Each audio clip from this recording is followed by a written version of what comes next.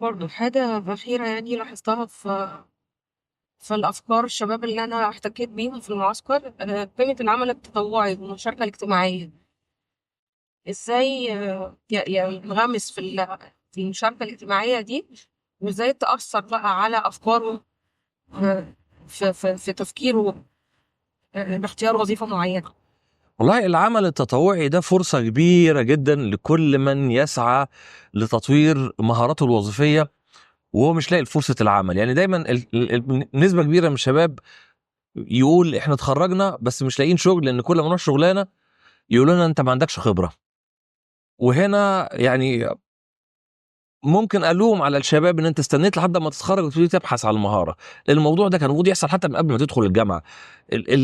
دايما العذر ان انا ما عنديش وقت، ان انا مركز في الدراسه اكتر، وان كان ده يعني قضيه بصراحه انا مش مقتنع بيها. وعندي ما يثبت ان هو يعني انه ده مش صحيح. لا، كان في فرصه اثناء ما قبل التعليم الجامعي واثناء التعليم الجامعي انك انت تقدر تطور مهاراتك. لكن خلينا نقول اتخرجنا خلاص وما عنديش الخبره اللازمه ومش لاقي الوظيفه اللي اتدرب فيها. طيب، نخرج بره اطار فكره العمل التطوعي ده ان انا بعمله بس عشان خاطر اخد الثواب والاجر. ده اسمه عمل خيري. خلينا نشيل كلمه العمل الخيري من فكرنا ونركز على ان انا همارس عمل بدون مقابل. ولما اروح اشتغل في اي جهه بدون مقابل. النهارده في شركات دوليه، اكتساب خبرة. ده مش كده وبس، في شركات عشان خاطر اروح اتدرب عندها او اشتغل عندها وانا ما عنديش خبره انا بدفع فلوس، بدفع مقابل مادي. مش بالكم الكبير، بس انا بدي المثل للشباب ان لازم يبقى مجهز ان انت محتاج تصرف وقت ومجهود وساعات فلوس ان امكن طبعا. فممارسه العمل التطوعي لازم يكون موجه. انا مش مع اصحابي بيعملوا الموضوع دوت فانا رايح اعمل معاهم عشان ابقى بعمل عمل خير، ولا عشان خاطر اتطوع، ولا عشان خاطر اتطوع ابقى تحت اسم يعني منظومه معينه او مكان معين. لا، انا لازم اختار انا لما هروح اتطوع هتطوع فين. انا هبذل يعني مجهود ووقت. وفي يعني برضو حاجه تانية، يرى البعض ان تطوعي دوتي اروح على مزاجي بالوقت اللي يعجبني، اروح ولا ما اروحش، التزم ولا التزمش. دي كلها يعني افكار ومعتقدات خاطئه عن العمل التطوعي، لازم تتصلح في عقول الشباب عشان يستفيد منها. انا لما اقعد اشتغل سنه متطوع، حد يقول لي يا سنه 12 شهر اقعد اتطوع بدون مقابل واصرف في مواصلات وحاجه زي كده. لو انت عندك الامكانيه الماديه انك تعمل كده، ايه اللي يمنعها؟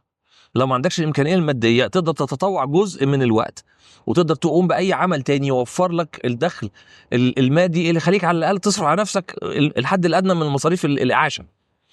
بس هل الشباب عنده القدره ان يستحمل ده؟ هنا انا بعذرهم لسبب. ما هو محاط بسوشيال ميديا عماله يتفرج على النهارده يقول لك مصر ولا ايجيبت، مش عارف مين بيسافر فين. انا لما اروح اسكندريه واعدي على الكورنيش احس ان انا صيفت. ما انا ببص في ناس طلعوا يروحوا في المالديف ومش عارف ايه وحاجه زي كده من نفس عمري. فالعذر هنا ما هوش عذر انا بلتمسهم له عشان خاطر انت عندك حق. لا، انا بقول انت فكرك شايف حواليك مشوشات كتيره جدا لناس عايشه الحياه بشكل معين، وانت كطبيعتك البشريه ما انت عاوز تبقى زيهم. انا ما اتولدتش مثلا في اسره تسمح لي ان انا كل كام شهر اروح اقضي الويك اند في دوله معينه ولا اركب طياره حاجه زي كده. هو مش هقعد انقم بقى على نفسي وعلى الظروف واقول ما انا ليه ما مش عارف ايه زي كده. مش هنحل حاجه. لكن اذا كنت عاوز تبقى في يوم من الايام عندك الفرصه انك تعمل ده، يجب ان تسعى ليها ولازم تديها وقتها. وان كان يعني دي احلام متواضعه قوي ان انا يبقى كل حلمي في الاخر ان انا اروح اصيف في الحته الفلانيه، ولا انا اسافر ولا اعمل ولا حاجه زي كده. يعني عشان ما يبقاش في اي اسقاط، انا مش مؤمن ان دي تبقى اهداف في الحياه.